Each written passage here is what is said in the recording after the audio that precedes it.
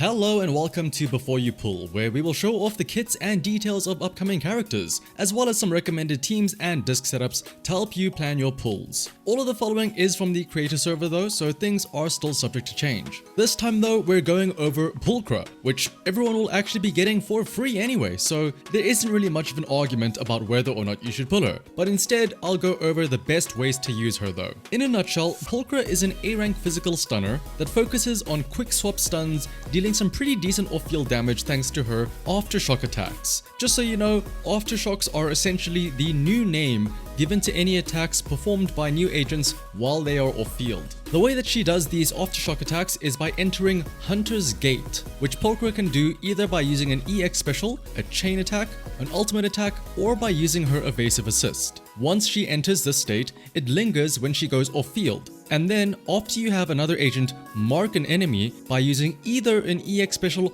or just even a regular special attack, Pulchra will then continue to attack in combination with any other agents using her own uncharged special attack to deal damage and apply daze. Now there are some important notes to know about Hunter's Gate. The first is that Pulchra can perform aftershock attacks up to 5 times, and the final one does more damage and more daze. But if you switch back to Pulchra early, she will lose the Hunter's Gate state and any other chances for aftershock attacks. This is of course shown by the little bar underneath her health bar. Secondly, when Pulchra enters Hunter's Gate through her EX special or an evasive assist, it'll actually trigger a quick assist to the previous agent in the team, letting you get back to your on-field DPS agent. And lastly, when you mark an enemy with another agent, it is only on the final hit of the attack when it actually marks them. So if you cancel out of the attack by say switching agents, then the enemy will not be marked and Pulchra will not attack them. Now, if you can keep good uptime on these aftershock attacks, Pulchra is actually a great stunner,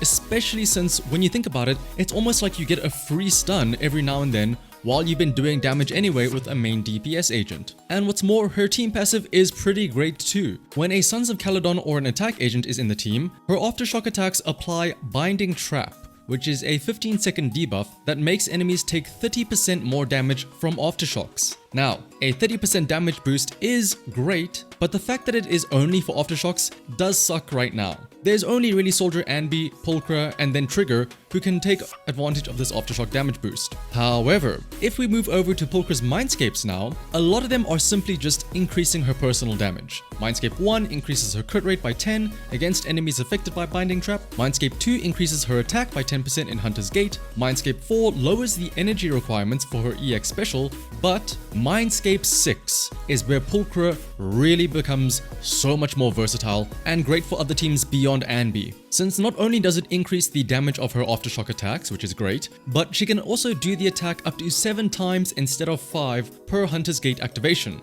But most importantly, that 30% damage buff is no longer just for aftershocks, but it is instead for all damage types. So if you play her right, enemies will essentially have a permanent 30% damage taken debuff on them. Now all that being said though, getting Mindscape 6 Pulchra is a lot easier said than done. After all, with S ranks, you're at least guaranteed to get them if you pull enough. But for A ranks, even if they're featured, they share that feature spot with somebody else. To be fair though, it's not like Pulchra is unusable before Mindscape 6, don't get me wrong. But I just thought I would point that out since I'm sure if you play long enough, at some point you will get her to Mindscape 6. But for now though, let's have a look at all the teams that Pulchra can work with. Unsurprisingly, Pulchra wants an attacker on the team, most of which are already pretty greedy when it comes to wanting to be on field a lot, which is great because again, Pulchra is mostly going to be off field, so she can still support them no matter what. And as for the other agent, you'll almost always want a supporter on the team. What is interesting though is that because Pulchra can actually trigger quick assists to the previous agent, if your support of choice is not Astra,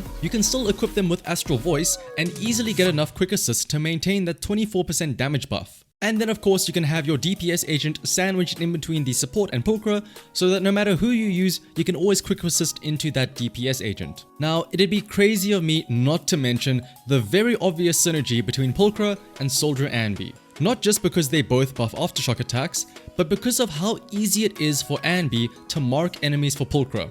Remember, this is done by using either a regular or EX special attack after Pulchra has entered Hunter's Gate. And with Anby, her whole gimmick is firing off very short, very fast, dash attacks using her uncharged special attack, which can instantly mark the enemies. Compare this to, say, Soldier 11 though, who has an incredibly long special attack, which is why so many people typically switch to another agent mid-attack. But remember, you have to have her as the active agent when that final hit lands to actually get them marked. Or for example, say Evelyn, where you always try to cancel the skill with basic attacks. That also will not mark the enemy. Or just most of the other attackers in general, where the thought of using an uncharged special attack seems incredibly pointless because of how little damage it does. It's really only Anby Silver Soldier that would want to use an uncharged special attack at any random point in time. Now, to be fair, it's not just the attackers that can mark the enemy. Of course, you could also use the support agents to mark them instead. But again,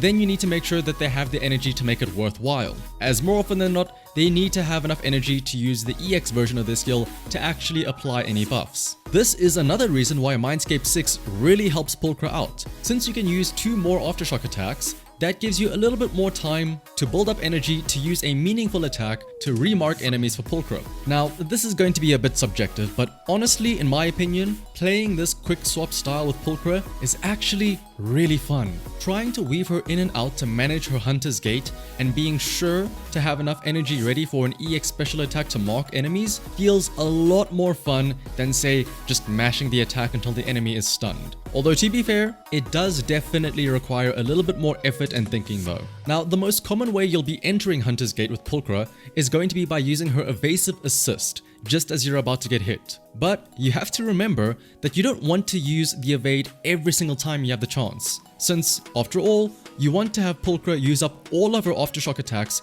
to get that bigger final hit. And if you use evasive assist before all of those charges have been used up, you will refresh the buff and go back up to maximum stacks again. Also, evasive assists do use up one of your 6 assist points, although if you space them out correctly, you should have the enemy stunned before using up all 6 anyway, thus letting you replenish the points back by using some chain attacks. And also, don't forget that at the end of the day, Pulchra is a stun agent, so when you have it, you can also use her ultimate to deal a huge amount of daze too. But otherwise, if you don't feel like waiting for an evasive assist, if you have the energy, you can also just have Pulchra switch in, use her EX special attack, trigger a quick assist, and then go back to your other DPS agent. But now that you know how to play Pulchra in a team, let's focus on her build specifically, starting with her drive discs. Pulchra may be a stunner, but she can actually contribute a decent amount of damage thanks to the constant barrage of aftershock attacks that she'll be doing. And so, for the 4-piece set, the brand new Shadow Harmony is great, since it not only increases the damage of her aftershock attacks, but it also gives her a stacking attack and crit rate buff. As for the 2-piece set, Shockstar Disco is great to give her a little bit more impact. As for the main stats you want, slot 6 is definitely going to be impact, with slot 5 being your choice of attack or physical damage, and slot 4 being crit rate, unless of course you somehow manage to get a godly crit rate from just substats alone,